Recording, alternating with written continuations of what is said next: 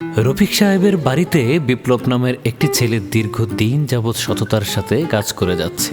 রফিক সাহেবের মেয়ে বিভিন্ন সময় বিপ্লবকে নিজের ফাঁদে ফেলার জন্য বিভিন্ন ধরনের আকার ইঙ্গিতে বাধ্য করতে চায়, কিন্তু বিপ্লব কিছুতেই সে ফাঁদে পা দিতে রাজি নয়। কারণ সে জানে ধনী গরিবের ব্যবধান। মালিকের সাথে নিমুখারামি করলে কাল হয়তো তাকে রাস্তায় গিয়ে দাঁড়াতে হবে। একদিন বিপ্লব কাজ করতেছিল, ঠিক সেই সময় তার মালিকের মেয়ে লাবিবা বলে, বিপ্লব একটু শোনো। বিপ্লব বলে, জি আপা বলেন। তখন লাবিবা বলে, আচ্ছা তুমি কি বোঝো না যে আমি তোমাকে কতটা পছন্দ করি? তারপরও তুমি সবসময় আমাকে এমন এড়িয়ে চলো কেন? না মানে তুমি কি ভয় পাচ্ছ, নাকি তুমি আমার সাথে দেমাক দেখাচ্ছ? বিপ্লব বলে, ম্যাডাম ছি ছি ছি, কি যে বলেন না, আমি আপনার একজন কর্মচারী আর আপনি আমার মনিব। আমার এর বাইরে আপনার দিকে তাকানো সম্ভব না। আর আমি যদি আমার মালিকের সাথে বেইমানি করি, আমার মালিক আমারে ভুল বুঝবে। এরকম প্রস্তাব না পেলে আমি খুশি হব। আমার রান্নাঘরে অনেক কাজ আছে ম্যাডাম, আমি যাই। এই বলে বিপ্লব চলে গেল। পরের দিন লাবিবা বিপ্লবকে পানি আনার কথা বলে তার রুমে নিয়ে যায়। বিপ্লব গিয়ে বলে, ম্যাডাম এই যে পানি। তারপর লাবিবা উঠে আসে, পানির গ্লাসটি পাশের আলমারির উপরে রেখে দেয়। পানি দিয়ে বিপ্লব বলে, ম্যাডাম আমি গেলাম। তখন লাবিবা বলে, এই দাঁড়াও। এই বলে লাবিবা তার সাথে খারাপ আচরণ করতে শুরু করে আর বলে, বিপ্লব তুমি ভয় পাচ্ছ কেন? তুমি কি বুঝতে পারো না আমি তোমাকে কতটা ভালোবাসি? শোনো না, আমি কাউকে কিছু বুঝতে দেব না, একটাবার আমার কথা শোনো। এই কথা বলার সাথে সাথে বিপ্লব লাবিবাকে অনেক জোরে কষে একটা থাপ্পড় মারে। থাপ্পড় মারার সাথে সাথে লাবিবা বলে ওঠে, তোর এত বড় সাহস, তুই আমাকে থাপ্পড় মারলি? দাঁড়া, আজকে তোকে মজা দেখাচ্ছি। এই বলে লাবিবা তার বাবাকে ডাকতে শুরু করে। বাবা বাবা। লাবিবার বাবা এসে বলে, কি হয়েছে রে মা? বিপ্লব তুই এত রাইতে আমার মেয়ের সাথে কেন? ছি, তোকে আমি এত বিশ্বাস করতাম, এত ভালোবাসতাম, আমার কলিজায় হাত দিছিস, আমার মেয়ের দিকে হাত বাড়াইছস।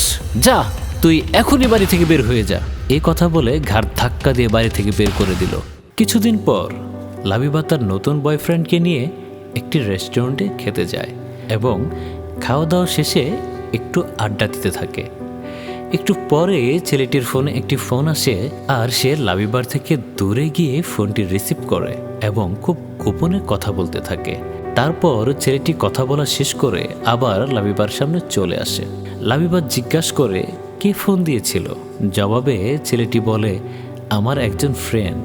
লাবিবা বলে, ও আচ্ছা। তারপর লাবিবা ওয়াশরুমে যাবে বলে ছেলেটির সামনে থেকে বিদায় নেয় এবং ওয়াশরুমে চলে যায় তার সাথে পালিয়ে বিয়ে করবে বলে। ঘর থেকে বের হয়ে এসেছে, সাথে অনেক গয়নাগাটি এবং টাকা পয়সা নিয়ে আসছে।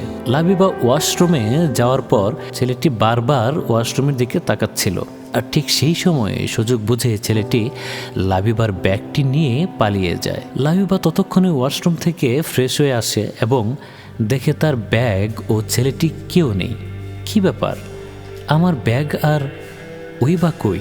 লাবিবা অনেক খোঁজাখুঁজির পর বসে বসে ভাবছিল যে সে একটি ফাঁদে পড়েছে আর এখন রেস্টুরেন্টের বিল দিবে কেমনে। এমন সময় রেস্টুরেন্টের কর্মচারী আসে তার কাছে এবং বিল চায়। জবাবে লাবিবা বলে, আমার সাথে যে ছেলেটি এসেছিল ও যাওয়ার পর থেকে আমার ব্যাগ পাচ্ছি না, তাই আমি আপনার বিলটাও পরিশোধ করতে পারছি না। ওইটার বলে, আচ্ছা ম্যাডাম, তাহলে আপনার গার্ডিয়ানের একটা নাম্বার দেন, আমি ওনার সাথে কথা বলি। ওইটার তার গার্ডিয়ানের নাম্বার নিয়ে চলে যায়। লাবিবা বসে বসে কান্না করতেছিল। ঠিক সেই সময়ের মধ্যে রেস্টুরেন্টের কর্মকর্তাদের ফোন পেয়ে তার বাবা চলে আসে। বলে, কিরে মা, তুই এখানে কেন? আর এই রেস্টুরেন্টের কর্তৃপক্ষ আমাকে ফোন করেছে কেন?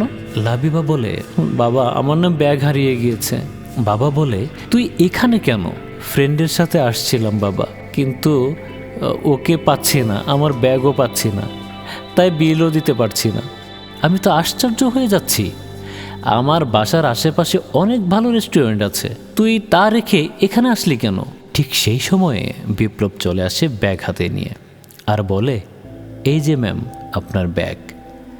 লাবিবা অনেক খুশি হয়ে যায় এবং বিপ্লবের মুখের দিকে হা করে তাকিয়ে থাকে আর বলে, তুমি বিপ্লব বলে, আমি এই রেস্টুরেন্টে জব করি। আপনার মেয়ে এখানে একটা বখাটে ছেলের সাথে এসেছিল, হয়তো পালিয়ে যাওয়ার জন্য এসেছিল, কিন্তু আফসোস ছেলেটি আপনার মেয়েকে না নিয়ে আপনার মেয়ের ব্যাগ নিয়ে পালিয়েছে। আর আমি প্রথম থেকেই সেই ছেলেটিকে ফলো করতেছিলাম। আমি এক টেবিল থেকে খাবারের অর্ডার নিচ্ছিলাম, ঠিক সেই সময়ে সেই ছেলেটির ফোনে তার বন্ধুকে বলতেছিল, দোস্ত দোস্ত মাল একটা পাইছি, ও অনেক কিছু নিয়ে এসেছে, তুই আগের জায়গাতেই মোটরসাইকেল নিয়ে দাঁড়িয়ে থাকবি, আমি আসতেছি। আর তাদের কথাবার্তা আমি সব শুনে নিই, আর পুরোটা সময় আমি ওই ছেলের উপর নজরদারি করতে থাকি। এক পর্যায়ে দেখি ছেলেটি আপনার মেয়ের ব্যাগ নিয়ে পালিয়ে যাচ্ছে। আমি তার পেছনেই ছিলাম। আমি তাকে ধরতে গেলে সে ব্যাগ রেখেই পালিয়ে যায়। অনেক সুশিক্ষায় শিক্ষিত করেছেন আপনার মেয়েকে। লাবিবা তখন অনুতপ্ত হয়ে বলে, বাবা একটা সত্য কথা বলি। বাবা বলে, বল মা।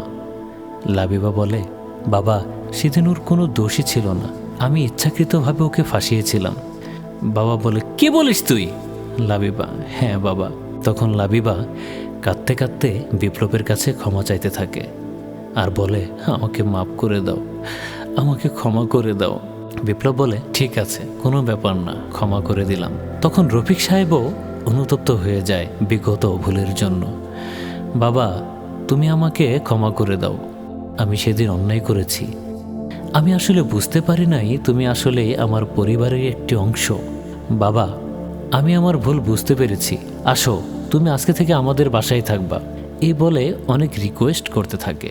বিপ্লব বলে, না চাচা, আল্লাহর রহমতে এখানে অনেক ভালোই আছি, ইনশাল্লাহ সময় পেলে একদিন যাব। এ কথা শুনে রফিক সাহেব বলে, আচ্ছা ঠিক আছে বাবা, তাহলে ভালো থেকো। এই বলে মেয়েকে নিয়ে রেস্টুরেন্টের বিল পরিশোধ করে তারা চলে যায়। বিপ্লব তাকিয়ে দেখতে থাকে। আসলে আমরা যারা মানুষের ওপর কর্তৃত্ব করতে চাই, তখন আমরা ভাবি আমরা যাই বলবো ও তা করতে বাধ্য। আসলে প্রত্যেকটা লোকই এই সমাজে গুরুত্বপূর্ণ, আমরা তো একদিন চলেই যাব। তাই আসুন মানুষকে ছোট করে না দেখে মানুষ হয়ে মানুষকে সম্মান করতে শিখি। আমাদের এই ভিডিওটি দেখে যদি আপনাদের একটু ভালো লাগে এবং যারা অতি অহংকারী তারা যদি একটু নিজেকে সামলান, তাহলেই আমরা ধন্য।